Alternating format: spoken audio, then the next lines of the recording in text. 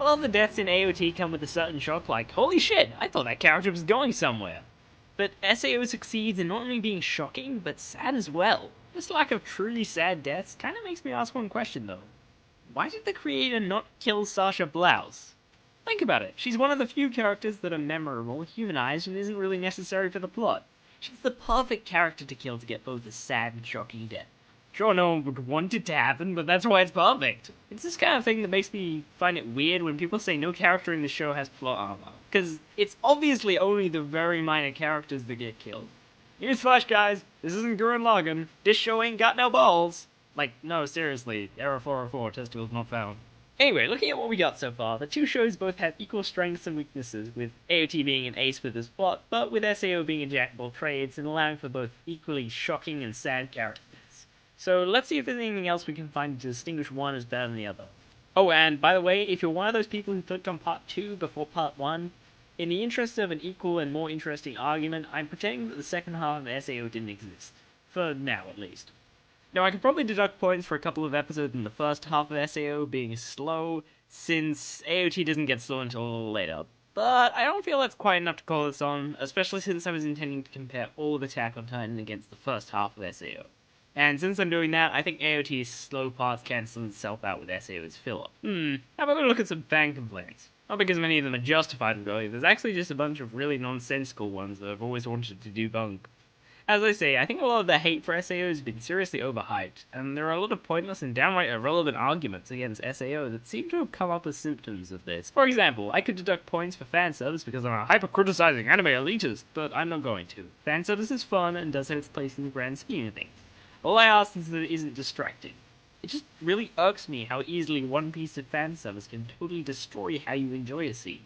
It's just in anime you can have these amazing scenes that are super immersive and emotional, and you're really getting into it, tears are about to stream from your eyes, and face boner. Breasts are fun to look at and all, but I'd still rather you didn't whip them out in the middle of a funeral. SAO doesn't do it distractingly, so I'm cool with that. It's not like some other anime, not gonna mention names. Friggin' Fairy Tail. Whoops! Next, I've also seen people say stuff about SAO being cliched. Something about Tsundere. Regardless, you guys know my opinions on cliches already from Ruby vs. Tome, and as far as I'm concerned, she's a well-executed, tedious unread. Speaking of, a lot of people talk about Asuna as a bad female lead. That just doesn't make sense to me. Okay, one, yes she cooks, deal with it, and should make her an amazing female character, shouldn't it? I would be delighted to have a woman to cook for me. This is why I don't have a girlfriend. But seriously though, just because kitchen jokes have become a common thing today doesn't mean a female character who likes cooking is a sexist remark, especially if nothing is said to demean her or their passion. 2, yeah okay, Leafa from the second half gets sidelined. She literally fights 2 times with Kirito, and one of those times she's on heal duty, and you know, healers. Who needs a fucking healer? Ow, my leg! That was for the bear pun. As I was saying, Asuna is totally different. Throughout the entire first half, she's important as both a mental and physical support for Kirito. And if you don't believe me, well then...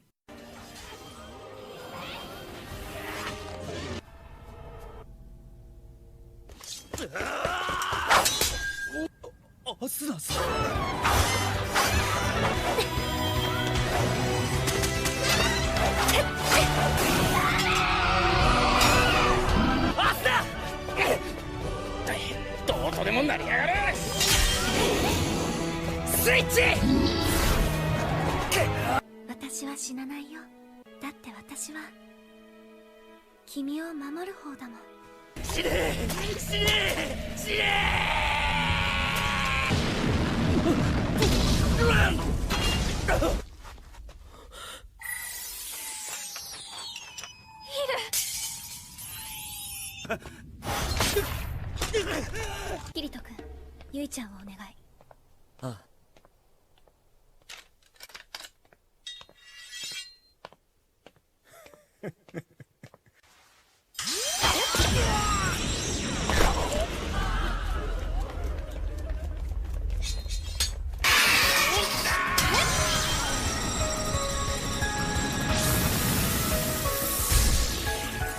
私、自殺するよ。もう生きてる意味ないし、ただ待ってた自分が許せないもの。ごめん。二人同時に受ければいける。つならできるよ。よし。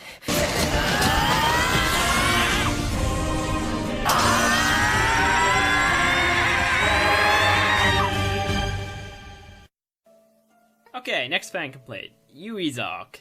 Okay, you've really got to keep an open mind about this one. Don't get me wrong, this arc is fucking weird, especially from a design perspective. Kiss one day, marry and have a kid the next. But to be fair, firstly, I never felt like marrying an SAO was anything as important as marrying in real life, although that might just be me. And secondly, they don't become Yui's parents by choice like everyone seems to act. No one just finds a sick child out in the woods and goes, "Now where did I put my incinerator?" Of course you take care of her and show her kindness until you find her real parents. And if she's gonna give you the puppy dog eyes unless you call yourself her mama and papa, then that's pretty understandable too. A lot of people seem to hate her for whatever reason. I don't really get it. She's human, endearing, and quickly becomes important to Asuna and Kirito, and so by extension should become important to the audience. On top of that, by the last episode of her arc, she becomes a truly useful character and ends up saving both Asuna and Kirito's asses. So even if she wasn't likable in the first few episodes, she redeems herself in the end. I don't know, I guess I could be wrong. Maybe I just like it because I have a thing for kids. I'm gonna make a new YouTube channel. Finally, one last point. People say the romance is cheesy. Personally, I had no such qualm. Ooh, fancy words. Makes me feel sophisticated. However, that said, I'm the guy who watched the love triangle in Legend of Korra that everyone seemed to hate, and I was like, I'm okay with this! So, you know, I might not be the one to comment on the romance genre. Now, among all the weird critic complaints, there is one problem some mention with SAO that is, in all fairness, pretty legit. And that's that there's a strange number of moments of poorly explained or just poorly made character reasons throughout SAO. For example, the end of episode 6 is frickin' weird. It's all like, "Ha ha ha! I am totally justified in all my evil plans, and even if you spent hours trying to convince me, you'd still never succeed. Your fashion sense is terrible. What have I done?" Just a very weird and sudden character change without any explanation. Not necessarily a plot hole, just very unbelievable without a proper explanation is all. Another example is in episode 2, where Kirito does the whole act evil thing at the end, but doesn't strictly explain why he did it. And there's a good reason if you sit there and think about it, so it's not a case of poor character design or anything like that. They just didn't explain the reasoning well enough to be able to understand it without having to pause the video and think about it like I did. It happens again in episode 3. Kirito joins a guild after constantly talking about wanting to be a solo player. No explanation given. Episode 3 is probably one of the best episodes, if not the best, out of either of the two shows due to the shocking plot design and emotional impact, but that one point at the very start just kind of creates this niggling confusion is all. And finally, there's the ending to the first half, which is also very confusing. Again, not really a plot hole, it's just a painful, immersion-breaking process when you have to pause an anime because the creator decided to send the plot slinky to you via 20 flights of stairs, and then has the nerve to charge you with untangling the fucking thing. It's even more annoying if you don't pause, because then I'm too busy untangling the plot to concentrate on, you know, the entertainment. And I know a lot of people are probably gonna say it's better to work it out than be told, and that's true to some extent, but I can't just say, "Baby goat got in tea and rubble, allow passage into sparky depths," and I expect you to decode that sentence as, "Whoops, that annoying kid from down the street stuffed something in the PowerPoint. Please pass him some metal tweezers." Even if you're not straight up telling someone what happened in a scene, you still have to hint to what's going on well enough for them to guess without having to pause.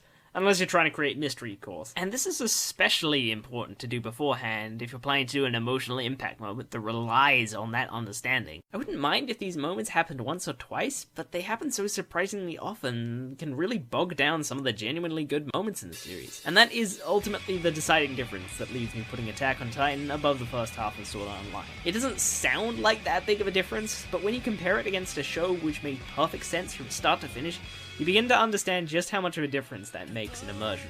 So yeah, AOT wins in the end, but still, I wish people would cut back on the SAO hate. Despite all the hate it gets, I still think the first half of SAO is extremely close to AOT in terms of enjoyment. The second half, fine, because the quality does drop a lot there. In fact, between this and the next verses, I'll be doing a small special video just for the second half. So look forward to that. But still, cut the first half some slack. After all, the show got popular for a reason. I think we already used that joke, didn't we? We did. Just, like, forget the joke and put some kind of picture, like, I don't know, an emotional high point of SAO or something. There we go. Until next time, guys. Ciao!